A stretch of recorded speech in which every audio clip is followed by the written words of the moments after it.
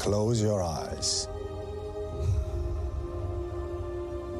Your eyes can deceive you.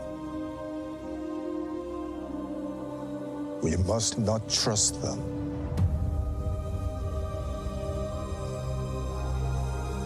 Tell me what comes into your mind.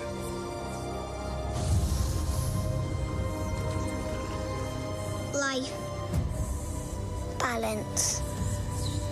I see fire.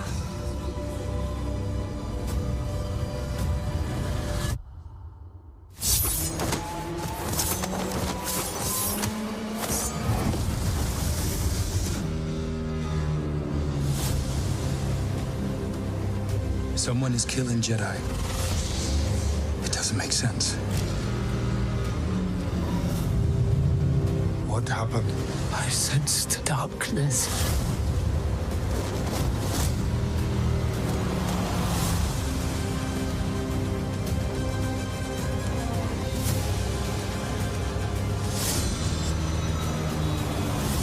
This isn't about good or bad. This is about power and who is allowed to use it. What is that?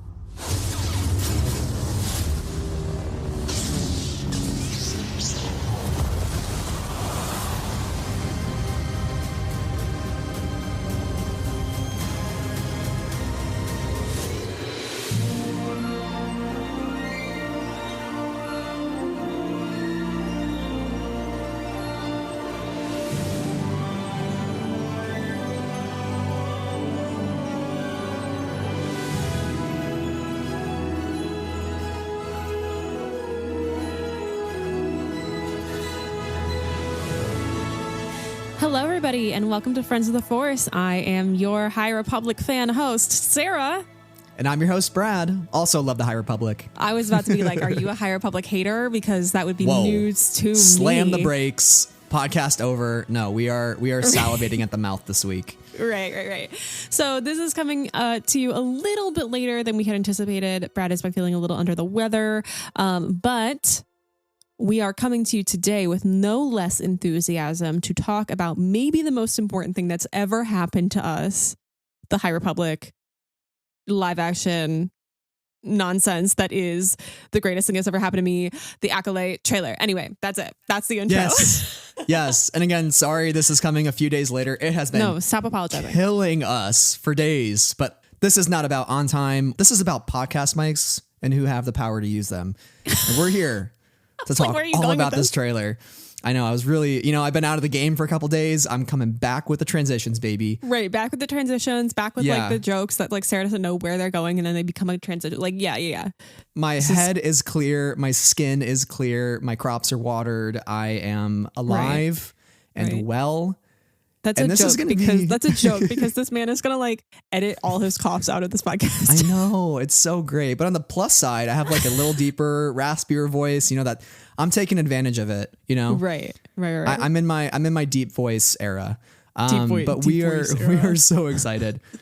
This is going to be one of many episodes that we're going to be doing on the Acolyte because I think this is the Star Wars show that we have been waiting for. I mean, Andor was that first. Andor's the other one, but this is the other one. This is the other one that we have been, I feel like we've been waiting for our whole lives, just in the sense that it's a time period that is close to us, the High Republic, but also approaching the prequel era, which you and I are prequel kids, right? So it's kind of in between these two sweet spots that we know and love.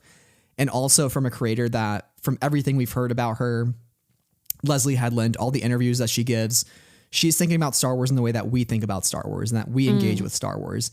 And I think for us, knowing that the creator is thinking in that way and that there is a large writer's room and we have all these incredible actors that are involved on the show, I'm just so excited. I'm alive. Like, we are so back, baby. Like, the High Republic is going to be in live action. That is insane. Yeah. Yeah, it's a little bit crazy to think that I think I tweeted this, like their sort of niche Star Wars interest is about to become mainstream Star Wars in a kind of very big and visible, tangible way. And it's cool because I think we're gonna have the opportunity to welcome so many new fans into the High Republic, which is such a beautiful and wonderful space, and also get to be like get to usher in our friends who maybe haven't joined the side of the High Republic yet. So I'm just really excited for everybody to get to discover the High Republic. Well, you know, like whether or not they've read the books or not, just like discover it in live action and see the story play out. I mean, obviously we don't know what's going to happen. We're not creators. Like, I'm so excited to see what other people think of it, but it's also like I'm so excited to see what I think of it. So yeah, we should talk a little bit about our experience watching this trailer together. Oh yeah, totally. Right. So here we are. So here we are on a Tuesday. Right. Let's set the scene. Well, for a while we knew that the Acolyte Twitter account was existent, right? Like it was on private. Right. And then like Monday night, I was like, oh my God, it's not on private anymore. I'm in the first 100 followers of the Acolyte. We got the notification that said like tomorrow, and then there's the poster with the blood on the saber, and I was like, oh my God. This poster is giving Last Jedi with like the streak of red and like what did the poster say? In times of light, a darkness rises, which like again, is that what the poster says? In a time of light, a darkness rises, and immediately my mind was like, oh my God, that's the reverse of the Last Jedi. You know, darkness rises and light to meet it. Which I'm sure there's a lot we could talk about there in a second. Yeah. So I was like, oh shit, it's the flipperoo on the Last Jedi. I see the vision, Leslye Headland, I see it. And then yeah, we watched the trailer together on Tuesday. We took a hot second off from our morning to call each other. We were very diligent in our for legal reasons. We were very diligent. Diligent, you're right. We were doing hard. stuff. Yeah. Yeah, and did I stand up while watching this trailer? You did. Yeah, that's how you know it's serious. That's when you know it's serious. So, how did you feel watching the trailer for the first time? Like, noteworthy, you weren't at Celebration last year. Right. That's right. So you didn't get to see the trailer that they debuted there. So this is like your first time seeing it because you definitely haven't watched any grainy footage of the previous trailer, right? Right. Yeah. Right. Well, I mean, even if I had seen it, it would have been a while, you know, like it wouldn't have been something I would go back to time and time again, because I don't know, there are other things going on. But yeah, so turning on this trailer and like seeing the aesthetic in that good high quality 4K resolution, I don't know what resolution, 1080p, whatever, was so awesome. And I felt alive again in a way that I hadn't in a while. Like my heart was racing and I was like, oh my God, I live for this. So it was like really exciting to feel that way about Star Wars live action again, because it's been a minute. For me personally, with like stories that speak to me the most, the last time I felt like this was with Andor. And this is something a bit different because it has all of the High Republic kind of backstory in it. So yeah, man, my heart was racing. I was like, I feel alive. Yeah, I mean, you can hear me smiling right now. I'm so excited about it. And we watched it like a handful of times. We're like, wait, again. As roll we it kind of, again. As we saw different things in it, and just kind of took in the wonder of a brand new story to us. So yeah, it was really fun. We were like, there was a moment before we watched it, we were like, should we record this? And we were like, not everything needs to be content. No, we're just gonna watch it. So that was our thought process. So I'm really sorry if you were really looking for the Sarah and Brad real-time reaction. We decided to not make it capital C content. We just decided to enjoy it.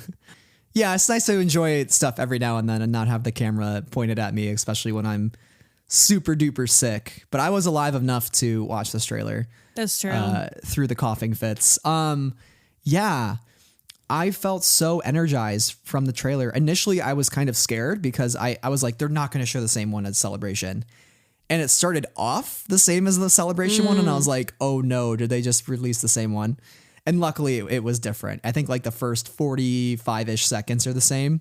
And then it completely goes in a new direction. And I think the most noteworthy thing is the end of the trailer in Celebration we had the money shot, we had all the Jedi lighting up their lightsabers, and we're like, that looks so cool, hurrah, yes, they're doing something.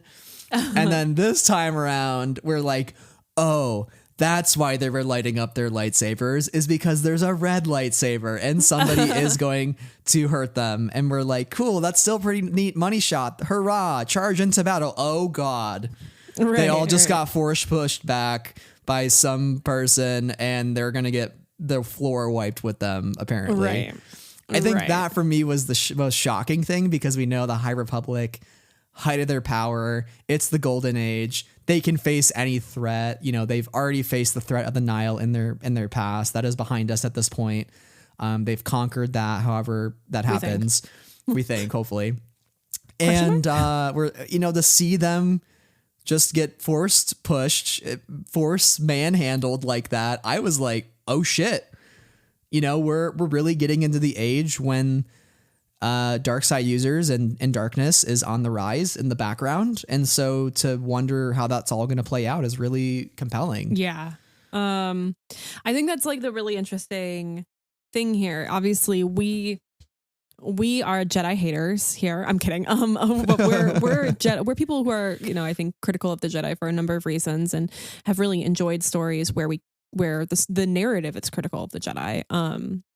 And challenges them a bit. And it definitely seems like we're going to get that, because we know in 100 years, Palpatine will rise to power and that the Jedi will be totally in the dark about that. That's something that Leslye Headland has talked about. But also we've seen them before with the High Republic and you know, seeing how great they are in the High Republic, but also where their faults are at the height of the High Republic. So I'm really curious to see where Leslye puts the Jedi in this story and how she frames them within the larger context of the galaxy, because I think that I hesitate to say like it'll be the most interesting part of it, because I think every part of this show is going to be interesting, but I think that might be a part that I'm particularly interested, is kind of I hate to say the word politics, but like the politics of where the Jedi are at this point. And she hasn't been shy that this is Star Wars told from the perspective of the bad guys, because in the eyes of the bad guys, the Jedi are antagonists. So that's really interesting to look at the way in which the Jedi fall from their golden age into the dogmatic Jedi of the prequel era. And I think what better way to see that transition and why that transition happens through the eyes of the bad guys, because they're the ones who are going to be the most critical, right? Like they're the future Count Dooku's who are like, you guys don't even know that there's a Sith Lord in your Senate pulling all the strings. I know because I see through the bullshit, but you don't yet. And I think that's a really interesting perspective. And Amandla Stenberg's character May being the core piece of that, at least as far as we know. We know Jedi are dying and the Jedi are trying to figure it out and are confused. That's a great way to start and set the tone. And I think this trailer was a huge tone setter. But before we get into some of the more thematic elements of the series, I think we're going to talk a lot about power and institutions and so on and so forth. But just from like first impressions, what about the trailer stood out to you? What excited you? Were there any particular frames or moments that just went like, oh God, that's a cool Star Wars? Like, what stood out to you? Sarah, are you obsessed, with the one shot of Kelnaka, ? There was an extra comma there. There was an extra comma in that sentence. We're not going to worry about it. Are you obsessed with Kelnaka? Yes. Yes, I am. No, that had me out of my seat, like, screaming, crying, throwing up. Greatest thing I've ever seen in my life. When Brad was like, Wookiee Jedi, Sarah, Wookiee Jedi. And I was like, don't say that to me. I'm literally going to cry in this Panera Bread. Like, I did cry in a Panera Bread. So that was one that I was so excited to just see that one shot of Kelnaka. I think also for me, there's this one moment, and it goes by really, really fast, where it looks like May is about to murder this meditating Jedi. Like that is a really compelling shot, because the way that like it moves. I'm also so excited by there's a second shot with Kelnaka where he's like walking in the background. Anyway, legend. I love him. Sarah got a life. But also like I think the thing that like stuck out to me most was this kind of this last really important quote with it, which is from Mother. And we are saying her name without knowing how it is pronounced. I don't know if anybody officially has pronounced her name. So I'm saying Anicia until otherwise told differently. So Mother Anicia, played by Jodie Turner-Smith, who says, this is about power and who is allowed to use it. And then everybody was like, OMG, the data bank entry. And she's a force witch. She's a leader of a cult of like force witches. And I'm like, ooh, that's juicy. And also like this power, who's allowed to use it, who owns the light and the dark. Like these are conversations that, we're having throughout the Star Wars saga, whether it be the High Republic or the Last Jedi. What is balance? These sort of questions. So I was really compelled by that particular comment. Yeah, Leslye gave an interview to Collider, and she said there's not any Night Sisters in the show, but we have Force witches, like you mentioned. And says, quote, even in the EU and in the High Republic, there's talk of Force cults that have decided to retreat from society. And now I'm getting too nerdy. But anyway, point being, is an institution allowed to amass that amount of power? And are their intentions good, quote unquote? So I love this idea of Force cults because we know from the High Republic, we had the Path of the Open Hand, which splintered at the end of phase 2 into many different directions. Let's talk about that. Can we just go there? Can we just go there and talk about that? Absolutely. Because the imagery of Mother Anicia here is very, very similar to the Mother from phase 2 of the High Republic, who, palms up, a lot of followers at her side, this sort of omnipotent person who maybe sees more than others. We know Jodie Turner-Smith confirmed her character is Force sensitive at Celebration.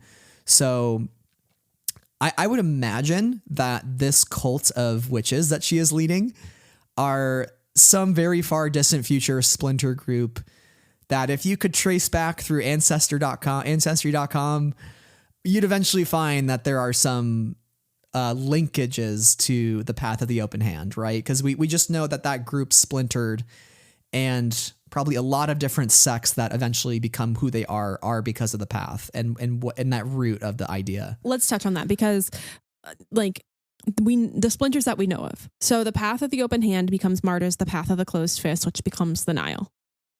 Then we have the Path of the Open Hand to phase 2's for phase 2 to phase 1, the Path of the Elders. And Tromac, who is a youngling in the Path of the Open Hand, is now a leader of the Path of the Elders, which is where we find Zine in the High Republic, and Crix Camerat. Boo. So we know of these different fields. Like the Nile is obviously really bad. The Path of the Elders they're rather neutral in a sense. They're not Force users. Now, the question is, can the Path of the Open Hand have a descendancy of culting, of a cult that ultimately has some sort of ownership or usership over the Force in a way that they've spun as, because like, the whole point of the Path of the Open Hand is they're like the gifts freely given. Using the Force is abusing the Force, and therefore we shall not use it. Gifts freely given. But what if in the future we see that as like gifts freely given for all to use? The Jedi cannot claim ownership of the Force or bisect it into light and dark, because that in itself is an act of violence. Comac Vitas. And therefore we sit in the middle and use the Force because the Force is a gift freely given. That's a thought. But also like Jodie Turner-Smith at the Celebrations live stage interview said that, she's a powerful leader in a woman-centered world, and also that she is like in a quandary, in a struggle between two ideas. And I think that's really interesting. One, we love this matriarchal space, considering, Star Wars can, and as she mentioned, be so patriarchal, just in who the stories that are being told, how power is being passed, et cetera, et cetera. So I'm really curious about, the kind of world that she finds herself in, but also this struggle between two ideas. This is about power and who's allowed to use it. Is the struggle between two ideas the light and the dark? Is the struggle between two ideas everybody using the Force and nobody using the Force? Who is she? What's she all about? Right. And who is she saying that line to? Because right. she precedes that quote by saying there's no good and bad, or this isn't about good and bad, right? And I think the Jedi are so trained to think good, bad, and even some Star Wars fans' reaction to this trailer is like, oh, there's a red lightsaber, it's a Sith. Again, you're thinking in like too much of a binary of like good and bad, Jedi or Sith. There's a lot of moral gray area, and I'm not trying to go down the path of like gray Jedi, all that blah blah blah blah, because I think that's like I don't want to even get on that topic, but just this idea that not every person who is holding a red lightsaber is a Sith. They are a Force user who has embraced the dark side, right? Like Aslan Rel is somebody that we know embraced the dark side to survive for hundreds of years, 150 years, but that doesn't make him a Sith. Will he live for another 150 years? Aslan Rel in the Acolyte? Question mark. I'm kidding. I would lose my mind. But that's the thing to consider is like we don't live in a world of binaries, and we shouldn't. And the Jedi's problem and what leads to their downfall is they can't get out of that mindset of like, well, the dark side is Sith, so we shouldn't teach the dark side and we shouldn't acknowledge the dark side. But like your Comac Vetus quote that we always come back to, and I think is probably... And it is an act of violence.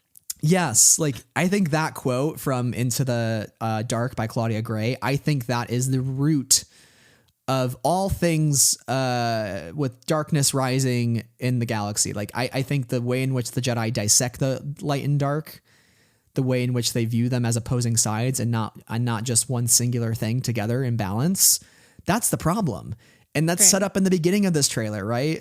Master Soul, played by Lee Jung-jae, is like, what do you see? And we hear life, we hear balance, and we hear fire. Right? Like it has to be all those things together. They can't be separate. They can't be cut off from one another. Right? Fire needs oxygen. You can't to keep going. When you starve it of oxygen, the fire goes out. Right? So I think there's like some really interesting imagery there too, with like using fire versus darkness. I don't know. Do you think that the comment about fire is accepted in this context, or do you think that it's something that raises red flags and alarm bells for Master Soul? And we see later on in the trailer Vernestra in that chamber with the younglings. Do we think that that's something that they will accept, or something that they will be skeptical of, be fearful of, feel like they need to investigate further? Why is this youngling seeing fire when they think about the Force? I think it will be a cause for alarm, for investigation in tandem with these murders that are happening. And so it's like, what is going on? Why are our younglings? Like why are our younglings feeling this too? That there's something amiss. Something is off kilter a little bit. Right. And also Vernestra being there. I'm assuming Vernestra knows a thing or two at this point about something being off kilter and something being amiss, because let's talk about what Vernestra knows. Yeah. First off, incredible that Rebecca Henderson playing Vernestra Rowe, that it's just mind blowing. If you had told me like 3 or 4 years ago that the High Republic's one of its core characters, a child prodigy in the Force, Vernestra Rowe, would become a live action character in a flagship Star Wars series, I would not have believed you. And it is so cool, just that like it feels like vindication for book readers. Like I think she's going to lend a lot to the story.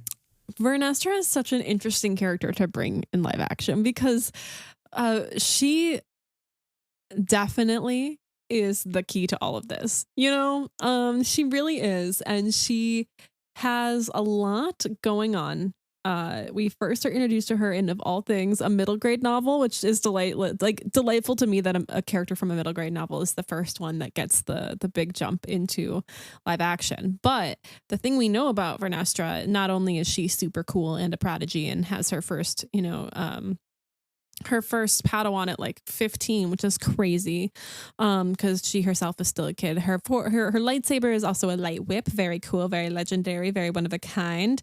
But Mari Santeca gives her the paths. And where do the paths lead?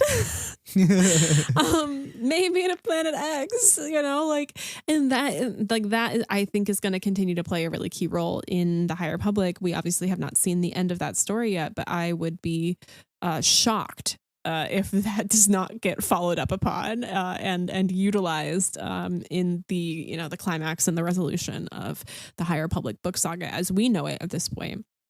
So the question that is hanging in the air is what has Vernestra seen that one allows her to be a survivor and gives her a very particular insight into the Force and the Jedi?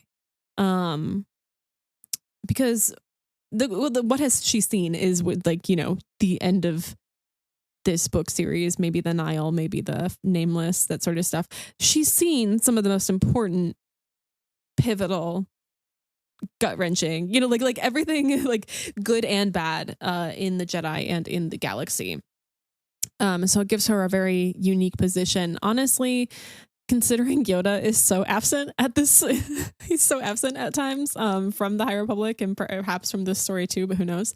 I think Vernestra could be the important elder figure in this story and for the Jedi at large, because somebody, Yoda, doesn't want to talk about the Nameless. Fool. And therefore I'm sorry, am I saying things? Yoda shakes fists. Right. Wants to cause more problems. Where is Comac Vetus? What's Aslan Rel up to? He's got to go find Aslan Rel. Yeah, I don't know. I think that Vernestra is a very, very interesting figure. Also, does Leslye know the end of the High Republic book series? Probably yes, but also, oh man, what secrets does she hold? Right. Yeah, I mean, there's intentionality behind bringing Vernestra into this show. I will say too, quick note. Leslye was asked if any other book characters would show up. She said not this season, because she was hoping to save some for future seasons. Seasons being plural. She's always seen this show as a multi-season series. I think that's important. So Vern might not be the last character to show up, but I do love that Vern is a focus, and she wanted to keep that focus on Vern in season 1, not crowding the room too much with too many folks. And again, intentionality there. She says, quote, "She's very rarely in the mission robes adventuring and dreaming. I think as the show goes on, you'll understand why," end quote. And going back to what you said, Sarah, is why is she in the place that she is now? She's been through a lot. We don't know the full extent of that quite yet. She's old. She does not want to adventure anymore. She wants to stay at the temple.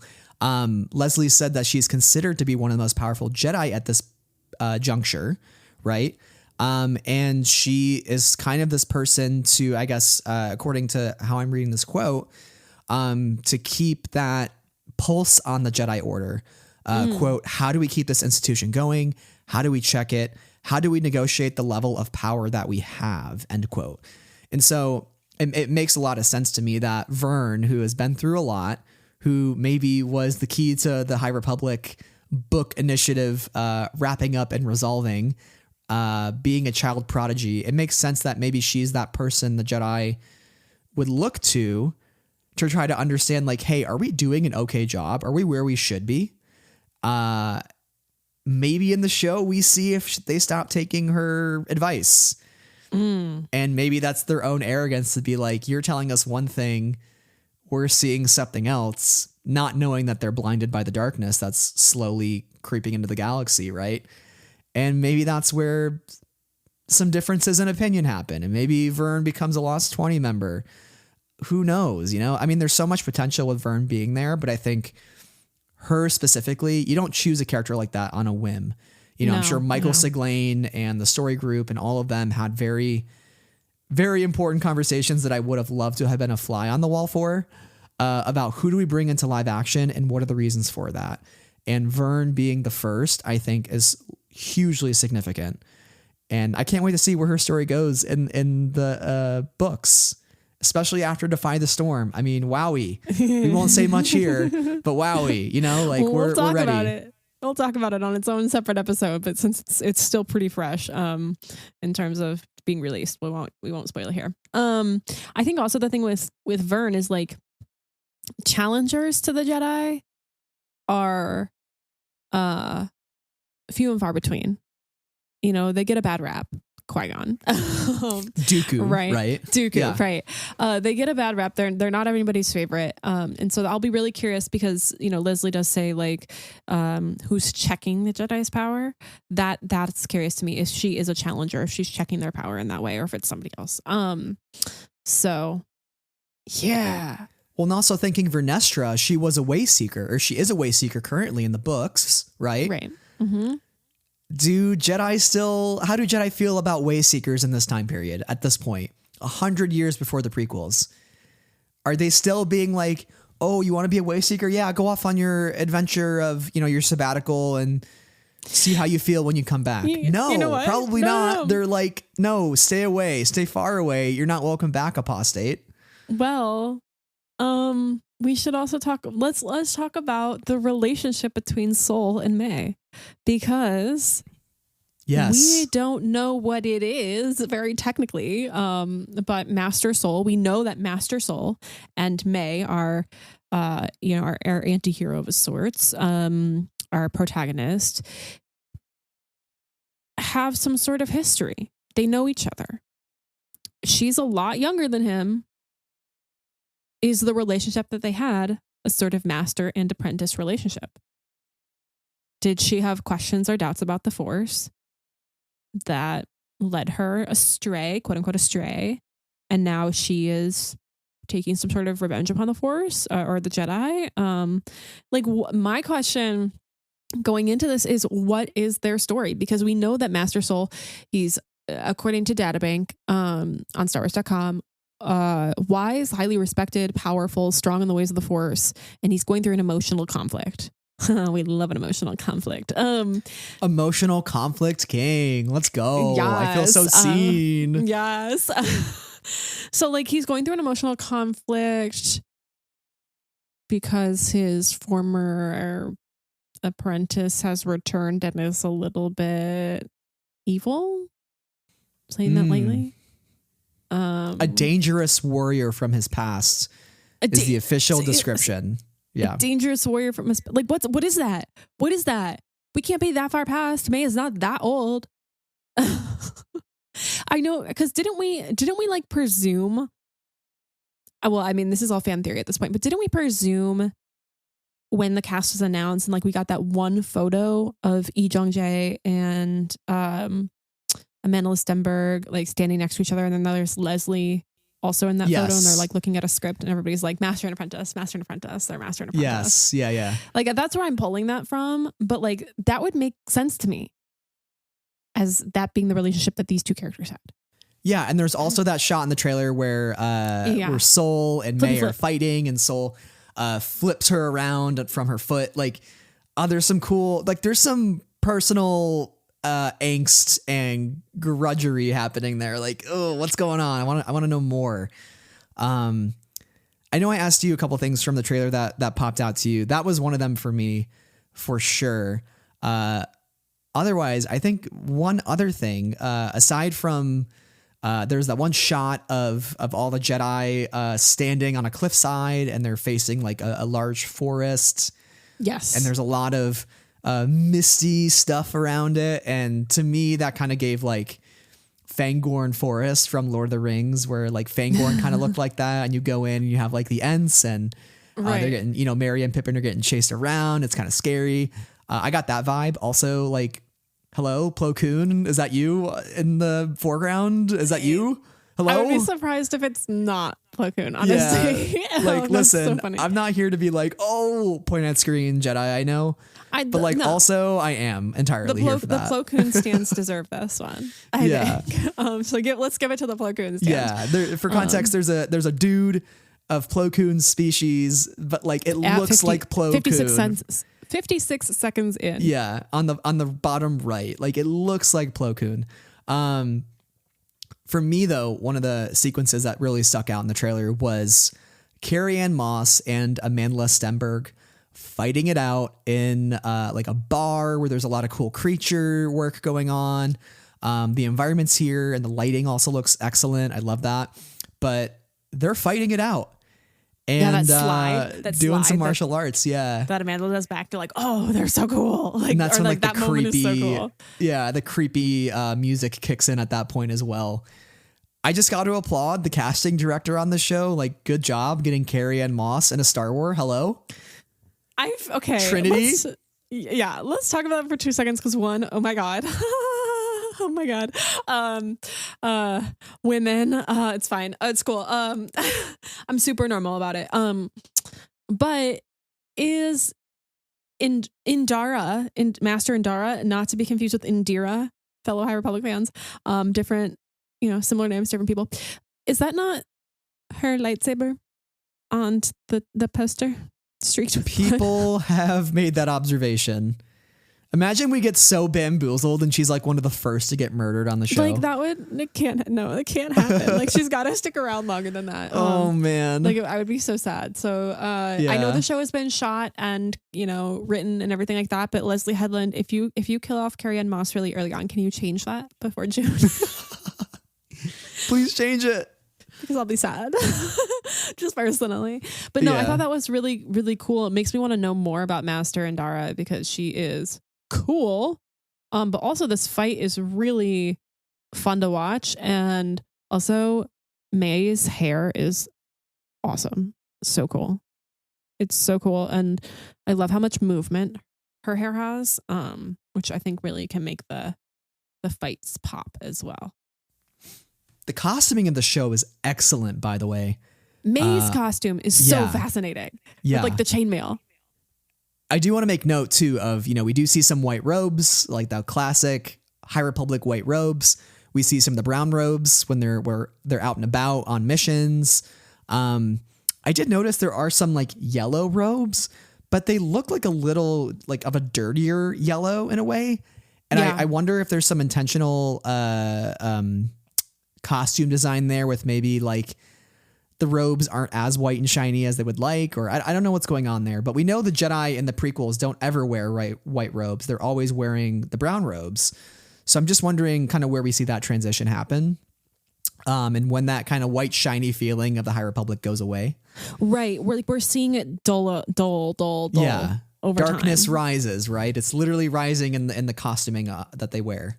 And we see it happen in the lightsabers too, from the lightsabers of the early High Republic, even just to the Jedi protocols that they put in. And they're like, well, we're just going to do like essentially stunt sabers because like we don't have the time to make them look pretty anymore because we have cheap, battle ready, Right. And I think like that obviously perhaps stays in place over time that get, less exciting visually. And that's interesting. I want to also just note that May has a really, really gorgeous purple cape that looks to be sort of patchwork.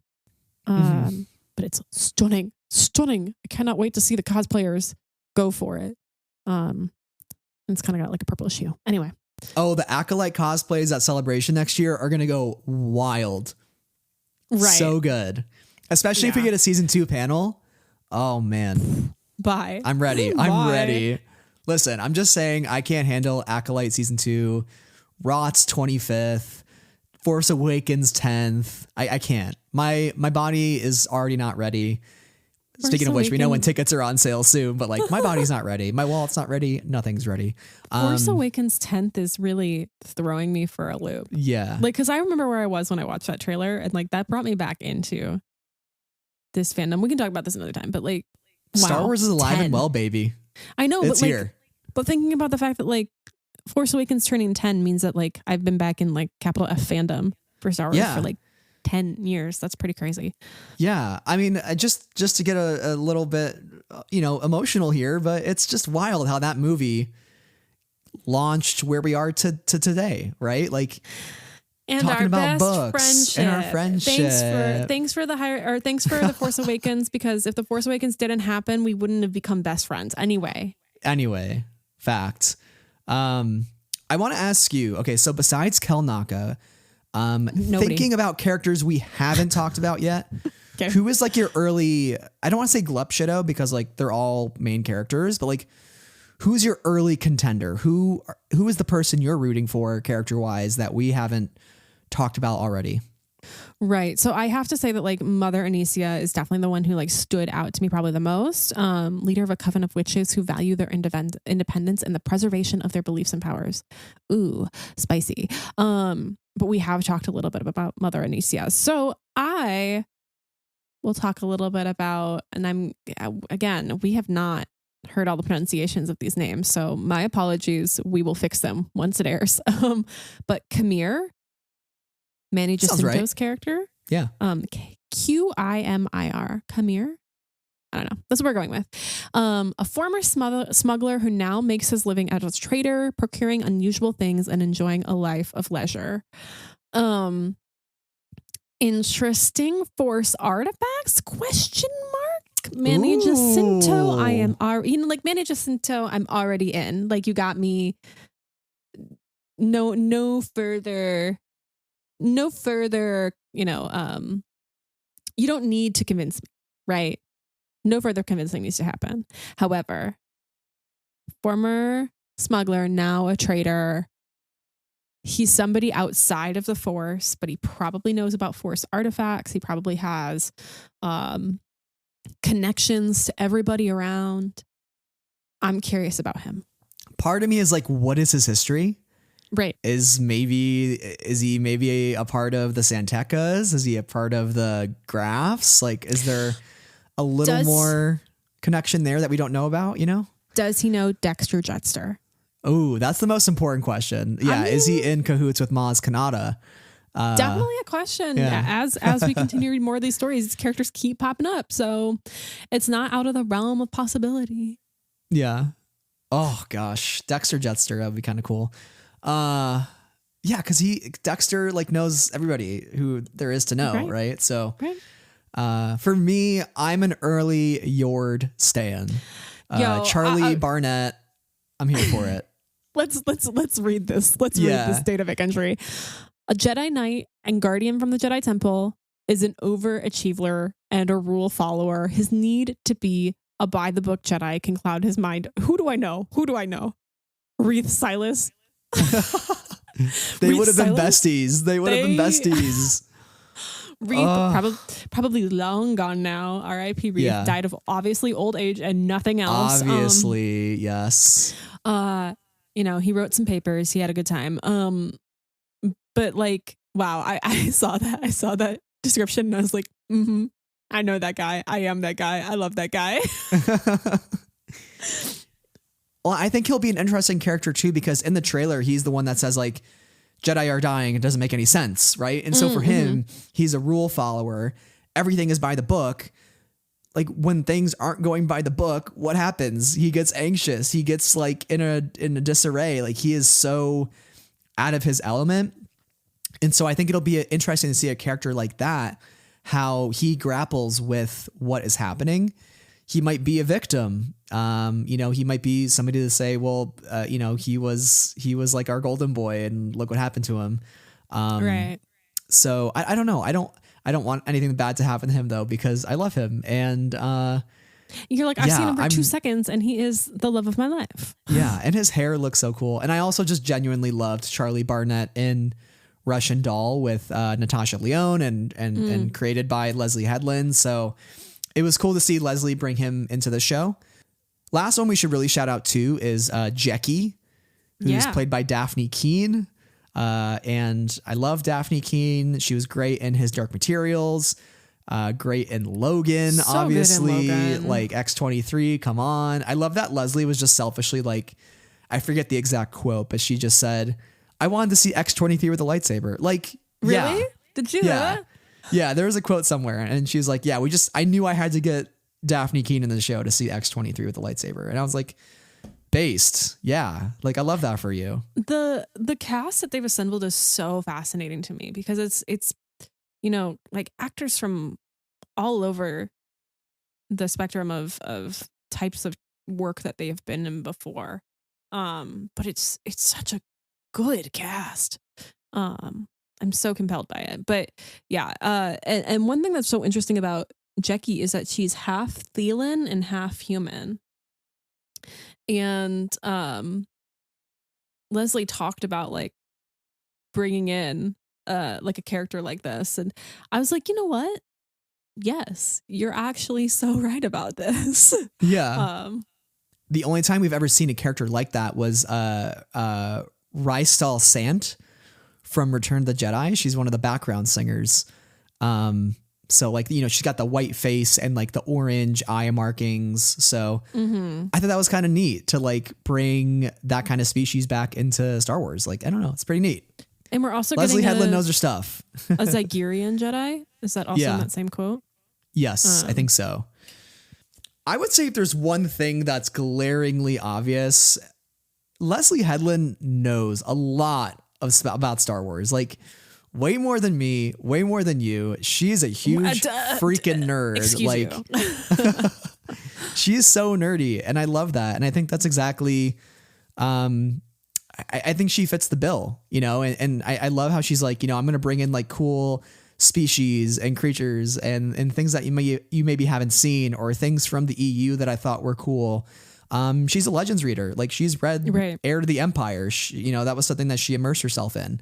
And I think noteworthy, like knowing how big of a Star Wars fan that she is, I thought it was really cool that she made sure to bring in people who don't know Star Wars into her writer's room. And I think that's something that really helped with Andor and Tony Gilroy's writer's room, right? You're bringing in people that are kind of a little bit detached from the emotions of Star Wars. Her quote was I think it was from the Hollywood Reporter. And she says, quote, "I just thought it would be a good idea to have that perspective of a person that had literally never seen Star Wars until she was in the room. First of all, you're an incredible writer, but that's why I want you here. I want you to be questioning narrative. I don't want myself, who's a lifelong fan, to just be relying on particular references in order to create emotional beats. I want those emotional beats to be earned and checked by someone that isn't super familiar with it." End quote. I think that's a very healthy philosophy to be creating Star Wars by. Again, we've seen what that results in with Andor. I think you need that outside perspective of somebody who just genuinely wants to create a good story and not necessarily create a story that satisfies their inner Star Wars fan.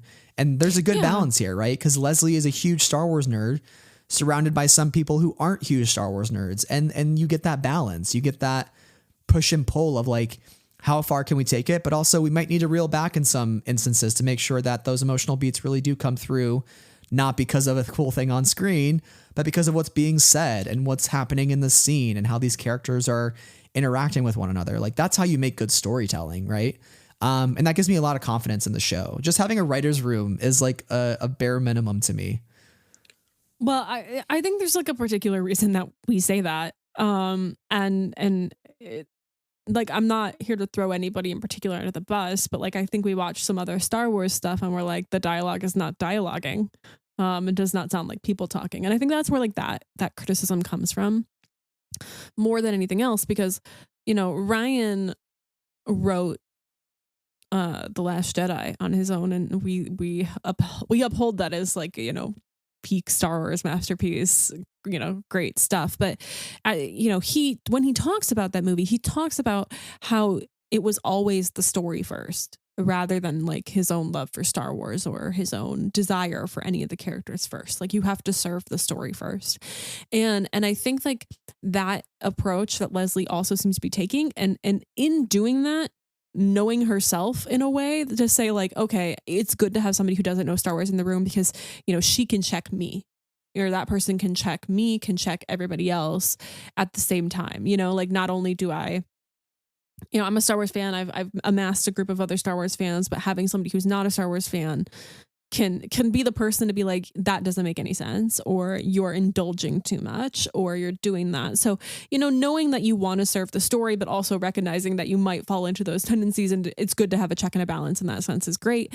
But also just to have a variety of people in the room to contribute their voices to this like really dynamic cast in this timeline, I think is also a solid thing. I'm not going to say no to that. So I'm really excited to see what this group of writers and creators bring, because we haven't seen their voices in Star Wars before. And I think that's like really exciting, because we know how good Andor was from a bunch of people for a bunch of writers specifically, like, who hadn't lent their voice to Star Wars yet.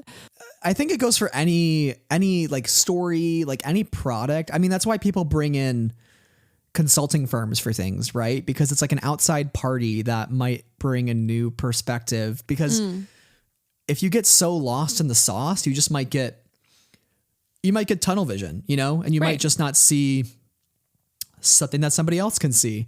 And I think there's just always a healthy balance there. And it makes me excited that there is a variety of writers, a variety of directors on the series, and all shepherded by Leslye Headland, who has a very clear multi-season vision of what she wants this to be, and a very clear pitch of how she wants the show to go, and Frozen meets Kill Bill. Like, the pitch was so strong, Kathleen Kennedy couldn't turn her down, right? Like, I think she's got a very clear vision. I'm planting the flag. I'm behind her. I'm so excited. I love Leslye. I love the Star Wars era that we're entering. Like, it's exciting. Listeners, I've gotten out of my seat, raised my desk, and now I'm standing up, because this is the part of the episode where I decide that I get on my little step stool and I tell you how much that I already love Leslye Headland. I have not seen Russian Doll. I recognize that is a blind spot. However, I love Leslye Headland. Leslye Headland gets it. Leslye Headland gets it. And she has said, and I don't know if we have the direct quote in our Google Doc, but there is a quote that she said. I think I might have highlighted it, if this is the one you're looking for. Yes, I think so. There are a lot of things at the end of the season that I think are narrative threads that are not tied up, for sure. However, I am the type of writer that is not interested in an emotional cliffhanger. I want you to feel like you've had a particular type of catharsis and an emotional experience in watching those 8 episodes, because I like rewarding the audience with that. Yes. Yes. Like, you can give your audience twists and turns. You can end the story in a place that they wouldn't expect it. But at the end of the day, you want them to feel satisfied with the fact that there is an ending to the piece of the story that you're telling. And I think a lot of the lack of trust that audiences feel these days is because a show is on Netflix, a show, runs 2 seasons and gets canceled. And it ends on this like, holy crapola, season 3 is going to be a banger. And then they don't renew it. So like, because they've set everything up, but not paid anything off from season 2. Right. And so there's the sense that audiences are being shocked and awed, but they aren't being fulfilled with stories. And so I feel really good about the fact that, like, while there will be things to pull on in a season 2, we're going to end somewhere solidly in season 1. And I feel good about that, because sometimes a cliffhanger is really brutal and then it never gets followed up upon because the show is canceled. They're not going to do anymore. And then you're wondering to yourself, like, what was the point of investing all this time anyway? And I think that's like a nasty thing. And I think, and I will blame Netflix more than I will actually blame creators on this one. But like, yeah, so I don't like that. So I feel really good about that. Also, Leslye, a Rian Johnson fan. Me too. Me too. So like, that's really nice. She says, I love Ryan. He was the first director I ever watched work. So getting to see him work on that show was, oh my God, it was just a dream. He was so kind and so quiet, yet so clear about what he wanted. He never seemed stressed out, and I wish I was more like him. He's like the patron saint of calm directors. Which, like, I feel validated in my liking Ryan Johnson. And also he's very friendly in person. So at least when I had the opportunity to meet him. So that's nice that other people find him friendly as well. Yeah. And for context there, he directed, I don't know if you mentioned, but he directed Leslie's first produced TV script for Terriers back in 2010. So it's kind of cool that we've like come full circle. Ryan directing your and I's probably favorite Star Wars movie. There's no doubt about that. My favorite. You know, your favorite. And now Leslye probably on the verge of creating what could be one of our favorite Star Wars series that have ever come out. And the influences that, you know, I'm sure Ryan is influenced by Leslye too in some ways and has a lot of respect for her in the way that she directs things. And just that, it's just like it's really cool loop, you know, that we find ourselves in, and things really do come back around. Of people in Hollywood that seem like really just solid people. Yeah, totally. You know? And I do want to go back to your first quote that you mentioned about the catharsis. And that was from a really great interview with Collider. And there was more to it. I think there was, she kind of expanded and said, this isn't something where you feel like you're on the edge of your seat to have that catharsis, and then you have to wait 2 years. These things take forever to make, so I would hate to make a season that didn't feel complete, even if it was still open for more story. And another quote here that says, quote, I found with Andor, it really built into something that was exciting and had this incredible payoff at the end. We were definitely trying to do something similar narratively. Yes. And I think you're so right, Sarah. I think a lot of shows, and I'm not even talking like Star Wars shows, it's like all shows, all shows are on the table of doing this. There is that unhealthy habit where it's like, we're going to lead you along to like what will be eventual emotional catharsis. Like we're going to string you along with these flashy moments and these big reveals and these jaw-dropping cliffhangers that leave you wondering what's next. But like every season of a show should plant seeds but conclude some sort of emotional catharsis within that singular season. I think Lost did a very good job of this. Even though Lost was a mystery box show and a lot of people couldn't get past that because critical thinking skills off, media literacy off, unfortunately for people who watch that show, Lost did a good job of like every season had its own emotional catharsis right at the very end while still being like, oh, I can't wait to see what's next.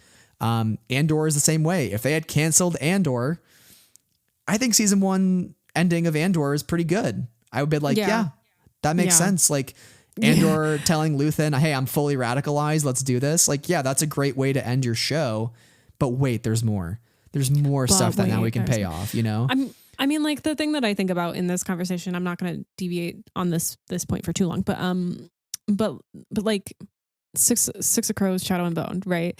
They did 2 seasons of the Shadow and Bone story with like the crows sprinkled in, but the reality is the writers kind of from the beginning wanted to do the Six of Crows story, the ice court heist, which I mean, like if we're talking Lee Bardugo books, like Six of Crows is her masterwork, for sure, far and away. And it's like much respect to the Shadow and Bone series, but it's like way better than that series. It's like way better than that series in every possible way.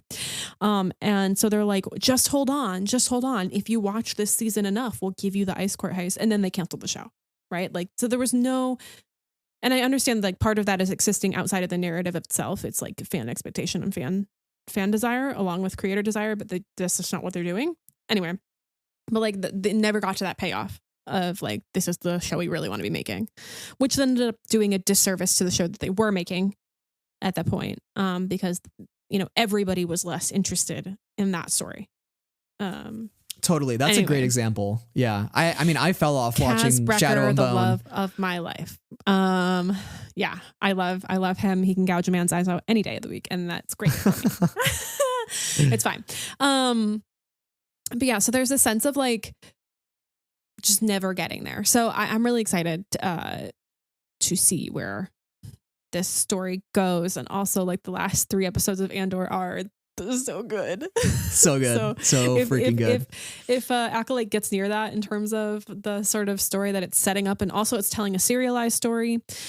So, you know, we are getting that every week, more information sort of a deal, as opposed to each of the stories kind of being, each of the weeks being enclosed So I'm really energized by that, and I'm very, very excited. And I'm sad it's only 8 episodes. Why not make it more for me, just personally? Yeah, we did learn episodes are going to be about 30 to 35 minutes on Not average. long enough, hot take. But if there's a writer's room and the people actually doing capital W writing, then like we'll be okay. But like, why so short? Yeah, that's me selfishly being like, Andor was like 50 minutes. But also, yeah, if the story is really a banger and self-contained, like 35 minutes goes by in a flash, but can sometimes be peak television. Right. I mean, Barry is amazing TV, well written by Bill Hader and crew. Those are 30-minute episodes. Like a lot of HBO shows are 30 minutes and are That's really true. freaking good, So Yeah. I think it just depends on how you use those 30 minutes. That's the key. Yes. We should also talk about this show and the production itself, because one thing that was really interesting to me is that they are not using the volume and that they're shooting everything in London, and we presume at Pinewood, because there's just kind of how Star Wars goes, and on locations, which is, different from some of the like Filoni-verse shows that we've been getting, which are allowed, and as well as Obi-Wan, which was largely shot using the volume, which obviously has its upsides, but also its limitations as a piece of technology. So I thought that was really interesting. But I was also seeing some criticism of the show's visuals so far, like just within the fan reaction of people, which I thought was interesting. I don't know if I'm ready to. I feel like I watch a trailer and I go, well, this isn't like looking like Andor, but it also isn't looking like it's in the volume. So there's got to be a happy medium somewhere, I guess. Yeah. Yeah. I had a similar reaction to you where I was like, it looks better, but yeah, Andor is so unique because they did a lot of on location shooting. So of course, like going to like Greenland or whatever is going to look better than a soundstage in London, at Pinewood. So that's just kind of the nature of the business. But I think if the environments look good, I'm sure they're probably still doing some visual effects work and kind of finalizing some things. But I think it largely looked good. Like, yeah, I thought it didn't feel cheap to me. Like I thought that was perhaps a valid criticism, but I don't feel like I've seen enough to like really make an assessment. I feel like if nothing else, the costumes look spectacular. Like I love those so far. So that makes me feel good about the production value overall, and how the world feels overall. So I look forward to kind of being able to see that more as we go into more, trailers and behind the scenes content before we get the show. Speaking of on location areas, not that I think they were on location here, but there is a shot in the trailer that reminds me of an on-location area, Skellig Island in Last Jedi. And I have to wonder. Octo, right. There is a shot at about the 120 mark, and it's Amandla, and she is on an island of some sort, and the camera pans, and there is a figure off in the distance who is simply silhouetted, kind of on the shorter side, so maybe a child or a youngling of some sort. No, we are presuming on the shorter side. They're also wearing long sort of robes. Yeah, distance effect just looks short. Maybe they're 100 feet tall. We don't know. They could literally be Jonas. Like literally very tall men. Yeah. But yeah, I'm just thinking of like on location Skellig Island. This looks like Octo. It could be Octo vibe. Yeah. I mean, I think that the idea of the reclusive island where maybe the Force can hang out, people who they would get away from people. Maybe there's like a tree of some sort that has some important documents inside of it. I think that kind of recluse. I don't know what the word I'm going for. Like that sort of reclusive energy. That's what I'm getting from this. But also we did get a shot earlier in the trailer where we see like these cliffs, very green cliffs, and then an ocean, and then like a city or a palace sort of structure. So like, could it be that same planet? Maybe. And And is that somewhere we've already been? I don't know. But I thought that was compelling that we have these beautiful, very green locations regardless. Yeah, I that actually does look kind of similar now that I'm looking at it. That's at the 1 minute mark. Yep.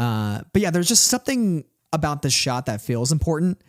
And seeing that figure in the distance right when Jodie Turner-Smith says who is allowed to use it. Yes. And so I feel like there's more to this than we might think.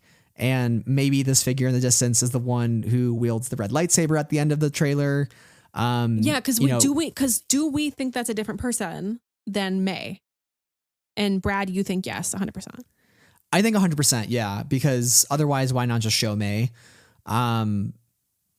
Which we haven't gotten a lot into the Sith of it all. The Finn, Rey, who's got the lightsaber, right? Trailer situation there. So who knows? Yeah. It could be May. It could, yeah, it definitely could be. I think noteworthy too. We said it earlier, but red lightsaber doesn't mean Sith. You know, I know there's a lot of like people whining about, oh, this breaks canon. They haven't seen Sith in millennia. Canon is so broken into shards, into pieces. Get used to it. It's fine. We're building a new canon all the time. Like that's what this is all about. Like you're making your up. It's all made, guys. It's all made up. It's literally all made up. It's literally fake and in space, right? Like canon is a clay sculpture, and you can mold it how you need to. This franchise was created almost 50 years ago. Like, you know, George Lucas did not have the foresight to think that this is where we'd be today. It's fine. It's literally fine. Go outside. But also silly. You can't break canon for a trailer of a show that you haven't seen. It's also a teaser. It's also like, well, it says official trailer, but it's functionally a teaser trailer. Yeah. Like they splice things together all day long. Yeah. And like Leslye Headland is fully aware in the interviews that she's given. She's aware of the rule of two. She's aware the Sith have been gone for that long. She knows what she's doing. There's vision here. They know actually, what to do. Leslye Headland, huge Star Wars fan, has no idea what the rule of two is, and that's because she's just a girl. She's just a girl, and girls can't know Star Wars. So this is where I sign off. I'm tired of the online whining. Let's see how it plays out. It's not going to go well. It's not going to go well. And that's why I'm glad that like we all live in slightly smaller bubbles these days than I think we did when, you know, the sequel trilogy was coming out. Cause like the vitriol online was like really, really, really, really ugly, for a while, there. And, you know, it's okay that some of us like different things and we can just be a little bit more in our own circles to enjoy the things that we do like together. So I'm hoping that the online vitriol is not as bad as it could be, because nobody needs that. Nobody needs that. Not even the grifters. The grifters don't need to be spending their energy doing this. I feel like the grift has been going for quite some time, ever since this was announced. Right, because women. Yeah. Queer people. So all I can hope for is people that of color. Lucasfilm does the job it needs to in defending its cast and its creator, when more of that hatred and bigotry is slung their way. Because this is a show created by a queer woman. And it's co-starred by a non-binary person of color. And I kind of get the sense that there's like that sequel trilogy level vitriol that's like building up. You know, they came out for Moses Ingram during Obi-Wan. Right. You know, the cast rallied to her side. Star Wars posted about it. You know, it shouldn't be acceptable. We live in 2024, for God's sakes. Like, stop calling everything woke just because it's not white man heteronormative crap that we've been fed for decades. Like, enough is enough. It's not how the world looks. And, you know, something is not woke just because it has a woman doing it. You know, it's just, I'm so tired of it. The concept of like wokeness, that's a whole, it's a whole nother conversation of just like that word, and it's just bullshit, you know? So, we're here to champion the Acolyte. We love this trailer. We love the show. We love its creators and its cast. And we're going to be here supporting it for the many months ahead. And this is going to be one of many episodes that we do. And we hope that we're going to love the show when it comes out. Of course, like it's going to go how it's going to go, and we're going to react how we're going to react. But we hope that we are on board for the ride. I feel really good about it. And I feel like when my instincts about a Star Wars project are good, they turn out well for me. So I remember, watching The Last Jedi trailer and being like, if they hit this one, it could be one of the greatest things. There's a trailer reaction of me doing that, and I'm like, this could really be it. And for me, it really was it. So I have, similar feelings about Andor, similar feelings about this. So I feel really energized about the potentials here and for my own personal enjoyment of it, which is exciting. Yeah, usually Sarah's pretty spot on when her Star Wars radar starts going off. Like, I trust Sarah's taste. So, usually when Sarah's saying something looks real good, I'm like, yeah, she's cooking. She's cooking. That's why we do this together, because we both kind of share that same taste, and we respect that. And I think what's great is also we do differ on certain things as well, and we're able to see each other's kind of vision, even if we don't always like the same thing too. Yeah, but High Republic has always been one of those things that you and I are like, we see the vision, we see the egg tog, we love it.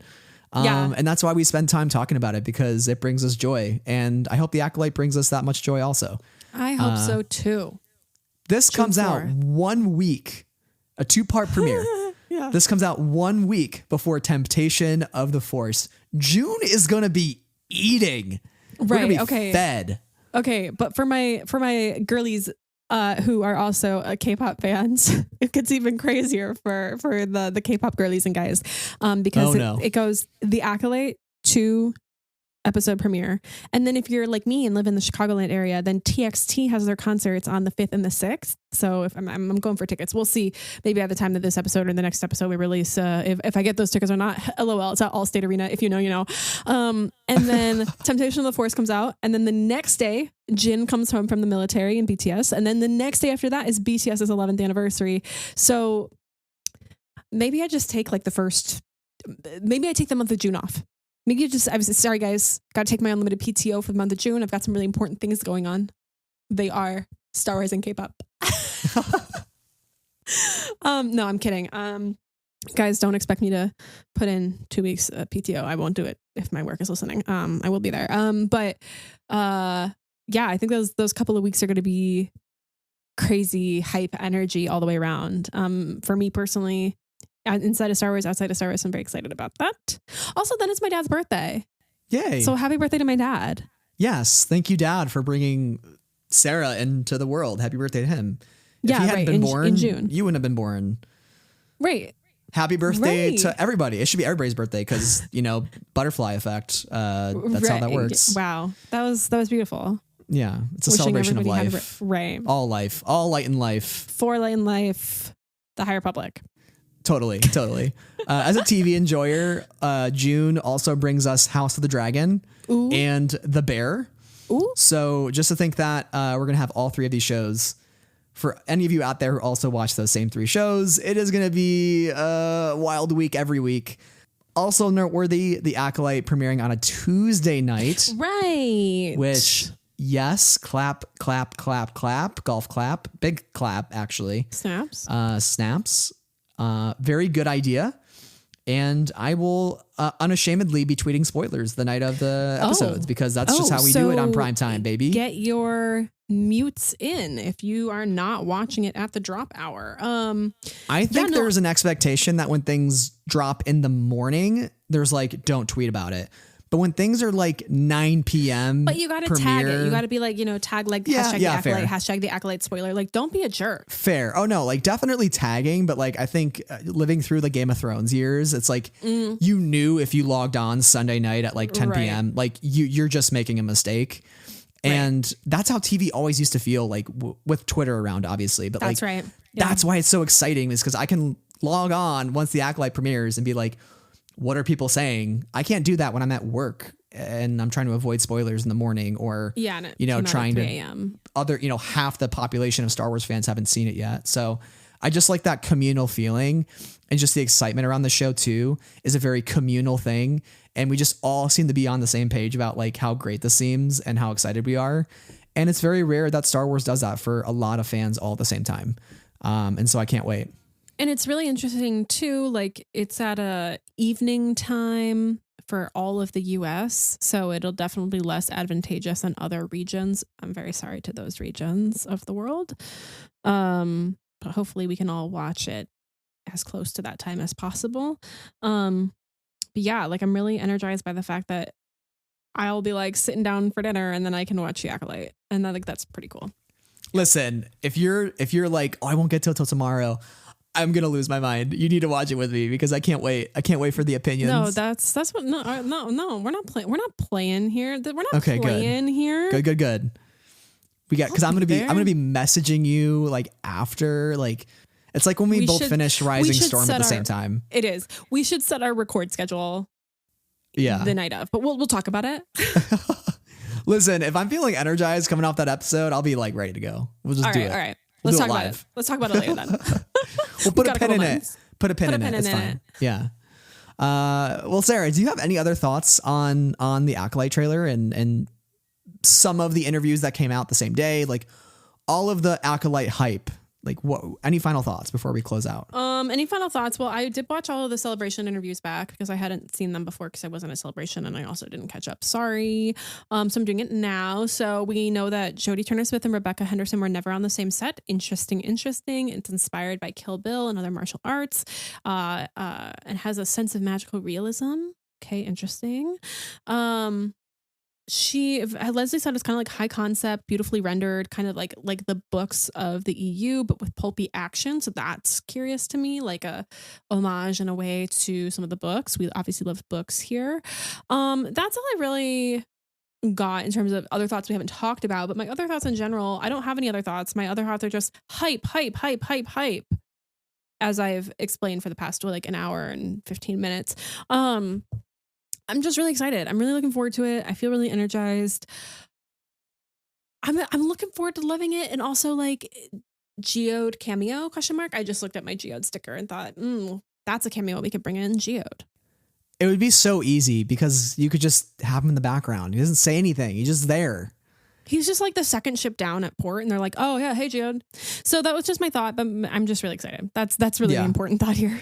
Yeah, I'm excited too. Like this is, I don't know. It's just a good time to be a Star Wars fan. And we know after this, we're getting Andor at some point. And you know, that's, I don't know, just good vibes all around. We tried to cover as much as we could in like an hour and a half ish. There is probably a lot more to talk about that we didn't get to today, but that gives us an opportunity to do more episodes, in the future about this because like, why just put it all in one? We want to talk a lot about this, so stay tuned for more. And if you're a High Republic fan like us, we have a lot of book discussions that we're doing coming up, including Escape from Valo and Defy the Storm, the latter of which includes Vernestra Rowe. So that's kind of exciting to watch her journey be unfolding as we anxiously wait for this next era of Star Wars TV. Yes. Yeah. Yes. It's a good time here on the pod. Yeah. All things High Republic because we will not shut up about it. Thank you all for listening to this episode. You can find us in the usual places. Leave us a review if you enjoyed the episode. If it's your first time tuning in, welcome. We hope you stick around. And we do a lot of fun stuff here on the podcast that you're going to want to stick around for. So like, welcome in. Hi. Yeah. Have a good time. Yeah. No, we also have a Patreon where tiers start at $1 and we're super, super grateful because our patrons truly do help us keep the lights on here at Friends of the Force and ensure that we can continue to get out podcasts to you and have a website to go to if you need to go to our website at any time, etc. So thank you to AJ, Ben, Brian, Cheryl, Clay, David, Deborah, Emma, Jennifer, Katie, Knights of Ren, Leanne, Logan, Lucy, Lindsay, Matthew, Nicole, Rob, Ruth, Saber Bouquet, Santa, Skytalker, Stephen, Tom, Topher, and Travis. We are so grateful for your support and helping make the show happen. And to anybody who has listened to us talk about this trailer reaction, thank you. I hope you continue joining us for Acolyte and High Republic conversations because we certainly love having them and we certainly enjoy your listening. And if you have any thoughts as well, please tweet us. Please talk back to us because otherwise we just talk to each other and we like, wow, thanks Mom for listening. And that's it. So yeah, really looking forward to more of these stories unfolding and more of having conversations with you about them, Brad. So everybody, please stay hydrated, please stay healthy, please stay safe, and we'll see you in the next one. Absolutely. Until next time, everybody, thank you so much, and may the force be with you always.